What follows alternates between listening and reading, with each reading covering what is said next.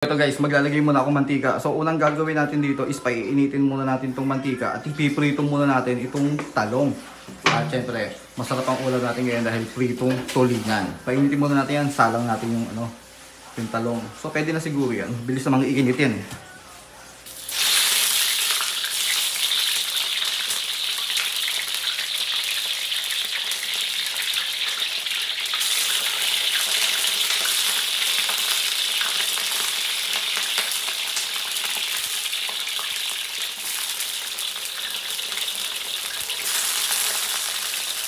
So ito mga ka-taste buds, luto na oh. Ayan, ahon na natin yan. Lagay natin sa lalagyanan. Naku, napakasarap nito.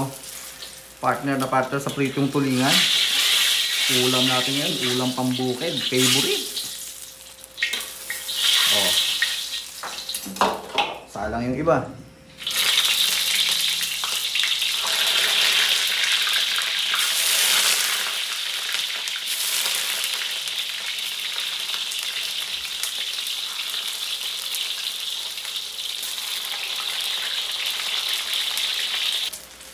Yan mga taste buds, luto na. Ahon na ulit natin, lagay natin dito. Okay lang na ma-overcook yan.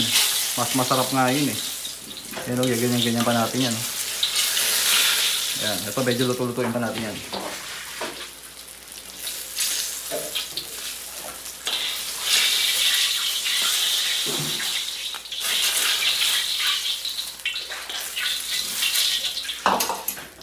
Dagdag tayo ng mantika, medyo painitin dahil magpiprito naman tayo ngayon. Tulingan. Yan, habang pinaiinit ko yung mantika, ito yung tulingan na gagamitin. 4 na piraso na medyo malalaki na din. Yellowfin daw to eh. Yellowfin tuna, tulingan. Basta ganun. Sarap niya no. Lalo na mamaya may sinangag pa dahil magluluto pa tayong sinangag. Yan, prito na natin to. Salang natin dalawa-dalawa. Ito guys, naiprita na namin yung tulingan. Ngayon naman, lagay tayo ng isang pirasong hilaw na itlog.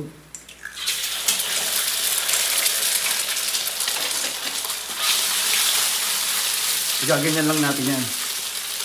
Oh, sarap yan. Bago ilalagay natin tong bawang.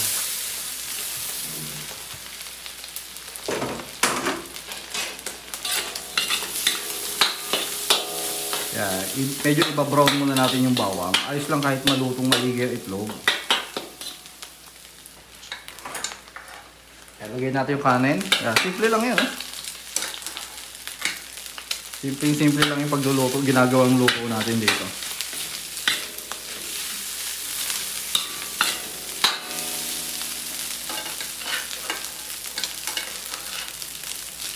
Yan, okay na yung ganyan.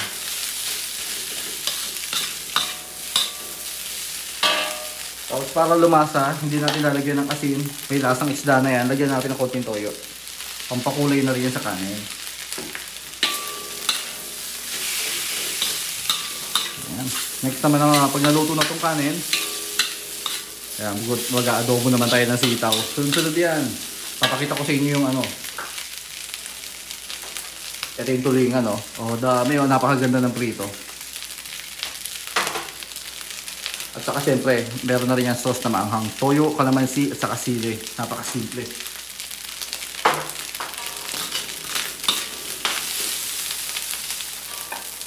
Luto na yung kanin. Lalagyan na rin natin dito sa lalagyanan yan.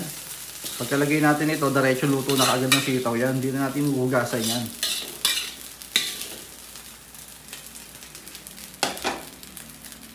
So ayan, ngayon sindihan ulit natin yung palan.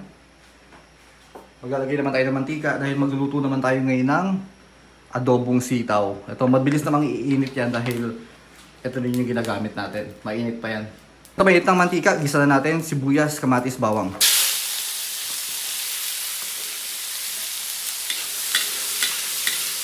Yan, napakabango ka agad. Hayaan mo natin na mag-gisa-gisa. Lagay na natin itong yan. Yung ibang sumobrang giniling, magagamit pa namin sa pagluto. Kasi dito, panahog lang naman yan. Panahog yung nabubulol pa ako. Basta panahog yung giniling. Yan. Sarap yan. So ito, lagyan natin ng paminta. pala.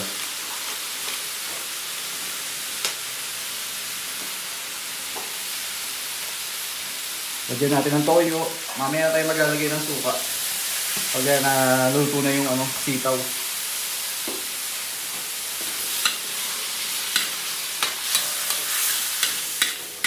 Ayan, gisa-gisa muna natin yan. Then maglalagay tayo tubig. Sa mga ka-taste buds, lagay tayo tubig. Ayan, para yung alat nito medyo At sa palagi ka magdadagdag pa ako dito, bahagyan tubig pa. Kasi medyo madami-dami yung toyo na nailagay ko, kaya dagdagan natin. Ayan. Lagay tayo ng dahon ng laurel. Ayan, syempre, adobo.